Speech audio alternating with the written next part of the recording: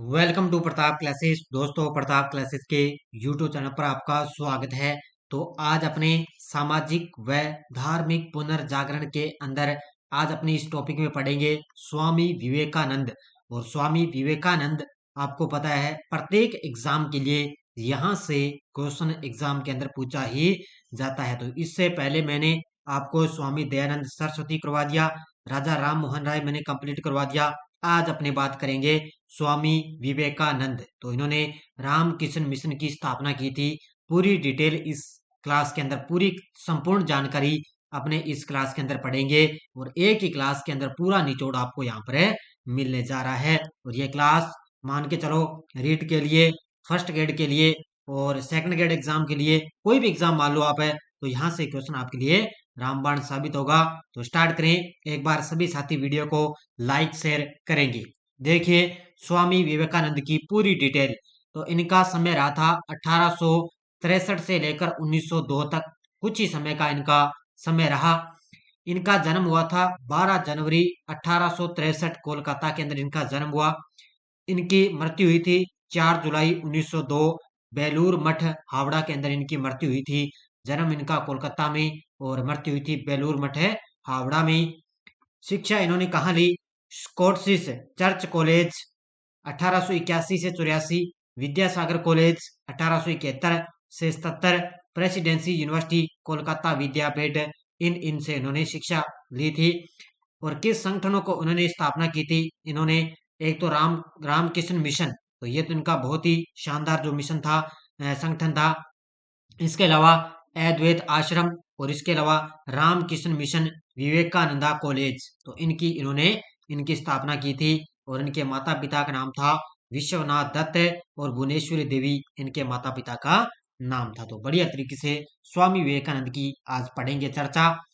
इसके अलावा आगे देखो ये किस चीज से प्रभावित होते थे? तो श्री रामाकृष्ण से प्रभावित थे, देवेंद्रनाथ टैगोर से, केशव चंद्र सेन, ऑर्थर शोपेनहावर और ओकाकुरा काकुजा और ज्यादा। ठीक है, तो ये याद रखना है, इनसे ज्यादा ये प्रभावित रहते थे इन व्यक्तियों से। रामकृष्ण मिशन की स्थापना स्वामी विवेकानंद ने अपने गुरु रामकृष्ण परमहंस की स्मृति में की थी। तो याद रखना, रामकृष्ण मिशन की जो स्थापना है स्वामी विवेकानंद ने, इनके गुरु थे गुरु रामकृष्ण परमहंस, इनके स्मृति के अंदर इन्होंने रामकृष्ण मिशन की स्थापना की थी। रामकृष्ण 1834 से 86 का जन्म बंगाल में हुआ था। रामकृष्ण ने 1834-86 में जन्म इनका बंगाल में हुआ और वे कलकत्ता में एक छोटे मंदिर काली माता के पुजारी थे। ये क्या थे? कलकत्ता में एक छोटे मंदिर का काली माता के पुजारी थे। तो ये रामकृष्ण है ना, परमहंस इनके गुरु थे इनके। देखो आगे 1886 में उनकी मृत्यु हो गई थी। उनके जो गुरु थे उनकी मृत्यु होगी। इसके बाद उनके उपदेशों का जो प्रचार उनके शिष्य विवेकानंद ने किया था। तो इनके शिष्य थे, याद रखना। 1886 में इनके निधन हो गया। उनके बाद में जो उनका जो प्रचार है, उपदेशों का प्रचार है, वो किसने किया? आगे इनके शिष्य विवेकानंद ने। विवेकानंद ने 1863 से 1902, इनका वास्तविक नाम था नरेंद्र दत्त। याद रखना, वास्तविक नाम क्या था? नरेंद्र दत्त। वे कलकत्ता विश्वविद्यालय से स्नातक थे। वे आध्यात्मिक जिज्ञासा से रामकृष्ण के संपर्क में आए और प्रभावित होकर उनके शिष्य बन गए थे। तो ये रामकृष्ण के संपर्क में आए, उनसे उनके प्रभावित होकर उनके शिष्य बन गए थे। रामकृष्ण परमहंस से दीक्षा प्राप्त करने के बाद नरेंद्रनाथ विविधानंद के नाम से जाने गए थे। और फिर खेतड़ी महाराजा अजीत सिंह के सुझाव पर उन्होंने अपना नाम बदलकर विवेकानंद रख लिया था। एक एक लाइन के अंदर क्वेश्चन बन रहा है, ध्यान रखना। और इस तरह आपको पता चल गया भी। अब याद रखना क्वेश्चन बनेगा कैसे भी। उन्होंने किस महाराजा के सुझाव पर अपना नाम बदलकर विवेकानंद रखा? तो वो खेतड़ी के महाराजा थे अजीत सिंह। इस तरह क्वेश्चन बनते हैं जीके में। 1893 में शिकागो अमेरिका गए, जहां उन्होंने पार्लियामेंट ऑफ रिलीजन में अपना सुप्रसिद्ध भाषण दिया था। तो याद रखना, शिकागो सम्मेलन हुआ था 1893 के अंदर। और ये पिछली बार जो फर्स्ट ग्रेड का एग्जाम हुआ था ना, ये क्वेश्चन आ चुका है कि 1893 के अंदर शिकागो अमेरिका के अंदर कौन गए थे? तो ये स्वामी विवेकानंद गए थे। इस भाषण में उन्होंने पश्चिमी संसार के सामने पहली बार भारत की संस्कृति की महत्ता को प्रभावी तरीके से प्रस्तुत किया था। इस सम्मेलन में उन्होंने क्या किया कि जो पश्चिमी संसार है ना, अपना भारत देश, वहां की क्या भारत की जो संस्कृति है उसको क्या है इस सम्मेलन के अंदर उन्होंने प्रस्तुत किया था। इनके भाषण पर न्यूयॉर्क हेराल्ड समाचार पत्र ने लिखा, तो इनका भाषण है ना, जो कौन सा समाचार पत्र था, न्यूयॉर्क हेराल्ड समाचार पत्र में लिखा कि उनको सुनने के बाद लगता है कि भारत जैसे ज्ञान संपन्न देश में अपने धर्म प्रचारक भेजना कितना मूर्खतापूर्ण कार्य है। ये लाइनें कई बार सीधी सीधी एग्जाम में आ जाती है कि ऐसा किस समाचार पत्र में, ऐसा कौन से समाचार पत्र में लिखा गया कि उनको सुनने के बाद लगता है कि भारत जैसे ज्ञान संपन्न देश में अपने धर्म प्रचारक भेजना कितना मूर्खतापूर्ण कार्य है। तो ये न्यूयॉर्क हेराल्ड समाचार पत्र में लिखा गया। फिर वो स्वदेश लौटने पर उन्होंने 1897 में रामकृष्ण मिशन की स्थापना की थी। ये याद रखना आपके लिए, इनका जो इनको मेन संगठन की स्थापना की थी वो था रामकृष्ण मिशन। कब स्थापना की? 1897 के अंदर। रामकृष्ण मिशन ने कलकत्ता के वेलूर और अल्मोड़ा के मायावती नामक स्थानों पर मुख्यालय खोला था। जो इन्होंने इस संगठन की स्थापना की थी ना, वो कहाँ पर खोले? एक तो वेलूर और अल्मोड़ा के मायावती नामक स्थान पर इसका मुख्यालय खोला गया था। स्थापना कब हुई थी? 1897 के अंदर। इसके अलावा रामकृष्ण मिशन का पंजीकरण सोसाइटी रजिस्ट्रेशन एक्ट के तहत 4 मई 1909 को हुआ था। इसका जो रजिस्ट्रेशन है ना वो हुआ था 4 मई 1909 को। इसका ध्येय वाक्य था आत्मनो आत्मनो मोक्षार्थम जगत हिताय था। इसका याद रखना, इससे पूछा भी जा सकता है कि इसका ध्येय वाक्य क्या था। तो आत्मनो मोक्षार्थम जगत हिताय इसका ध्येय वाक्य था। फिर 1899 ईस्वी में विवेकानंद एक बार और अमेरिका गए थे। तो पहले आपको पता है 1893 के अंदर जो शिकागो धर्म सम्मेलन होता, जब वो अमेरिका गए। इसके बाद में वो 1899 में गए अमेरिका में।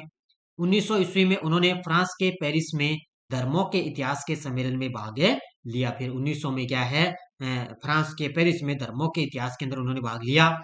फिर रामकृष्ण मिशन के सिद्धांतों का आधार था वेदांत दर्शन। ये याद रखना भी इनका मुख्य आधार क्या था, सिद्धांतों का आधार है वो था वेदांत दर्शन, इनका मुख्य आधार था इसके अंदर। इस मिशन के अनुसार ईश्वर निराकार, मानव बुद्धि से परे और सर्वव्यापी है, आत्मा ईश्वर का अंश है। ये लाइनें आती है, ध्यान रखना। रामकृष्ण मिशन के अनुसार उन्होंने माना कि ईश्वर निराकार है, मानव बुद्धि से परे है और सर्वव्यापी है और आत्मा ईश्वर का अंश है। तो ये किस में कहा गया? स्वामी विवेकानंद का जो संगठन था, कौन सा था? रामकृष्ण मिशन, ये इनका संगठन था। इसके अलावा यह मिशन मनुष्य, विशेषकर गरीब, अपंग और कमजोर की सेवा को ईश्वर की सेवा मानता है, क्योंकि मनुष्य की आत्मा में परमात्मा का अंश है। इसी वजह से मिशन समाज सेवा और परोपकार को काफी महत्व देता है। तो ये मिशन है ना, ये मनुष्य की सेवा, यानी कि जो विशेषकर गरीब है, अपंग है, कमजोर लोग हैं, उनके लिए इनके ईश्वर की सेवा मानता है और मनुष्य की आत्मा में ही परमात्मा का अंश है। और इस वजह से मिशन समाज सेवा और परोपकार को काफी महत्व देता है। उन्होंने हिंदुओं के कर्मकांड एवं जातीय भेदभाव की भर्त्सना की और स्वतंत्रता, समानता और स्वतंत्र चिंतन का उपदेश उन्होंने दिया था। धार्मिक सौहार्द के बारे में 1898 में हमारी अपनी मातृभूमि के लिए दो महान प्रणालियों, हिंदू धर्म और इस्लाम का संगम ही एकमात्र आशा है। शीर्षक लेख में उन्होंने भारतीयों की इस बात के लिए भी आलोचना की कि वे बाकी संसार से संपर्क के खो चुके हैं और गतिहीन है और जड़ हो चुके हैं, यानी कि गतिहीन और जड़ यानी कि मूर्ख हो चुके हैं। विवेकानंद अपने गुरु की ही तरह महान मानवतावादी थे, जो भारत के लिए पिछड़ेपन, पतन और उसकी गरीबी से अत्यंत दुखी थे। तो विवेकानंद अपने गुरु की तरह ही एक महान मानवतावादी थे और वो भारत के पिछड़ेपन, पतन और उसकी गरीबी से अत्यंत दुखी थे। उन्होंने लिखा कि एकमात्र भगवान जिसे मैं विश्वास करता हूँ वह है सभी आत्माओं का कुछ योग है और सबसे पहले मेरे भगवान सभी जातियों के कुष्ठ पीड़ित दरिद्र है। तो ये लाइनें ध्यान रखना, इनका कथन ही एग्जाम के अंदर पूछा जाएगा। इसी संदर्भ में शिक्षित भारतीयों को संबोधित करते हुए उन्होंने कहा कि जब तक करोड़ों लोग भूख और अज्ञान से पीड़ित है, तब तक मैं उस हर व्यक्ति को देशद्रोही समझूंगा जो उनके खर्च से शिक्षित बनकर उनके प्रति तनिक भी ध्यान नहीं देता। ये लाइन किसने कही? स्वामी विवेकानंद ने। मैं समाजवादी हूँ, ज्ञान योग हूँ, कर्मयोग, राजयोग नामक पुस्तकें भी स्वामी जी ने लिखी। इन्होंने प्रबुद्ध भारत अंग्रेजी में, फिर उद्बोधन उद्बोधन बंगाली में नामक समाचार पत्रों का संपादन भी उन्होंने किया है। तो ज्ञान योग है, कर्म योग है, राजयोग, ये पुस्तकें इन्होंने लिखी थी। इसके अलावा प्रबुद्ध प्रबुद्ध भारत अंग्रेजी में और उद्बोधन बंगाली के अंदर भी समाचार पत्रों का संपादन इन्होंने किया। सुभाष चंद्र बोस ने इन्हें ठीक ही राष्ट्रीय आंदोलन का आध्यात्मिक पिता कहा है। तो याद रखना ये लाइन आ सकती है कि सुभाष चंद्र बोस ने किसको ठीक ही राष्ट्रीय आंदोलन का आध्यात्मिक पिता कहा? तो ये स्वामी विवेकानंद को। इन सब अच्छाइयों के बावजूद मिशन कभी भी बहुत लोकप्रिय नहीं हो पाया। आम आदमी के लिए इसकी बोझिल बौद्धिकता शायद इसके प्रसार में आड़े आई है। तो धीरे धीरे आपको पता है इन्होंने बहुत प्रयास किए कि हिंदुओं के प्रति सामाजिक सुधार इनको सुधारा जाए। इन्होंने बहुत बड़े अच्छे कदम उठाए थे। फिर भी इनके अन्य कार्यों के अलावा भारतीयों में आत्मविश्वास एवं आत्मसम्मान पैदा करके उन्हें राष्ट्रीय मुक्ति संग्राम की ओर प्रेरित करने के लिए रामकृष्ण मिशन और विवेकानंद यानी कि हिंदू नेपोलियन का नाम अविस्मरणीय रहेगा। तो इसको याद रखना, विवेकानंद को हिंदू नेपोलियन के नाम से भी जाना जाता है। ये भी आपको याद रखना है कि हिंदू नेपोलियन कौन था? स्वामी विवेकानंद। तो ये कुछ कहानी थी, मैंने आपको बता दी। अब आपको ये भी जाने, बहुत ही लाइन आपके लिए शानदार रहेगी, याद रखना।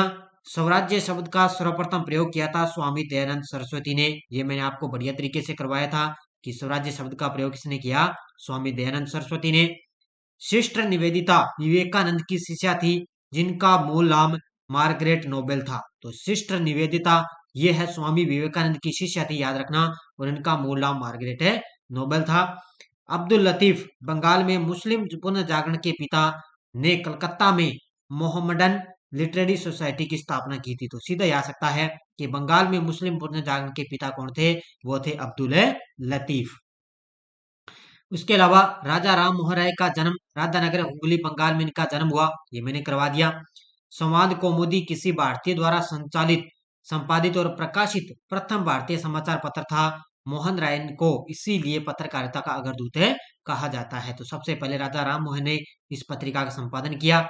भारतीय पुनर्जागरण के मॉर्निंग स्टार मोहन राय यानी कि राजा राम मोहन राय को सुभाष चंद्र बोस ने युग दूत की उपाधि दी थी। ये मैंने उस समय आपको सारे करवा दिए हैं, बस आपको एक बार ये रिवाइज करने हैं।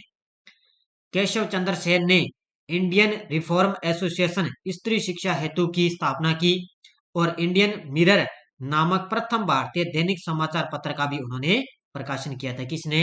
केशव चंद्र सेन ने। एक तो इंडियन रिफॉर्म एसोसिएशन की स्थापना की और इंडियन मिरर नामक प्रथम भारतीय दैनिक समाचार पत्र का भी प्रकाशन किया था।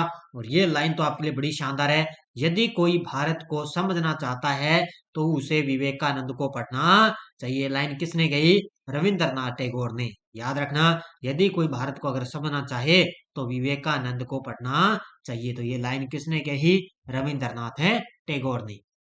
विवेकानंद ने युवाओं के बारे में कहा कि आज देश को आवश्यकता है लोहे के स्नायु और इस्पात की नाड़ियों की। तो विवेकानंद ने युवाओं के बारे में ऐसा कहा भी आज देश के अंदर जो जितने भी युवा है ना, उनको देश की आवश्यकता है कि लोहे के स्नायु एवं इस्पात की नाड़ियों की उनको आवश्यकता है देश को। यंग बंगाल आंदोलन का मुख्य पत्र बंगाल स्पेक्टेटर था।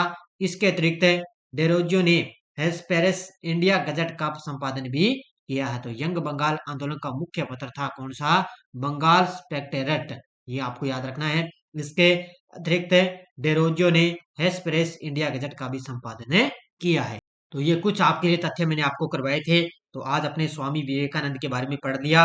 अगर क्वेश्चन आएगा तो पूरी मुझे उम्मीद है कि यहाँ से क्वेश्चन आपका भार नहीं जाएगा। तो ये कुछ लाइनें भी थी लास्ट में जो मैंने आपको रिवाइज करवाई है, ये भी आपके लिए बहुत ही महत्वपूर्ण है। तो ये फर्स्ट ग्रेड है, कोई भी एग्जाम मान लो, ये हमारा टेलीग्राम ग्रुप है, इस टेलीग्राम ग्रुप को आप ज्वाइन कर सकते हो बढ़िया तरीके से। और सुबह आपको निरंतर डेली आपको करंट की क्लास मिलती रहेगी। बाकी आपको लगातार टेस्ट सीरीज मिलती है बढ़िया तरीके से, पूरे साल की इंडिया वर्ल्ड की सूचना सहायक, दिल्ली पुलिस, इसके अलावा सूचना सहायक की मिल रही है और एनसीईआरटी बुक की आपको टेस्ट सीरीज दी जा रही है। अगर आपका टारगेट बढ़िया तरीके से आप तैयारी करना चाहते हो तो कक्षा 6 से लेकर 10 तक आप है एनसीईआरटी जो बुक है ना कक्षा 10 से सामाजिक अध्ययन की, वो बढ़िया तरीके से आप तैयार कर लेना। आपका एकदम लेवल है वो कवर है, तैयार हो जाएगा। आपका जो लक्ष्य है वो लगभग तैयार है, होता जाएगा। तो ये आज की अपनी स्वामी विवेकानंद के बारे में बढ़िया चर्चा कर ली।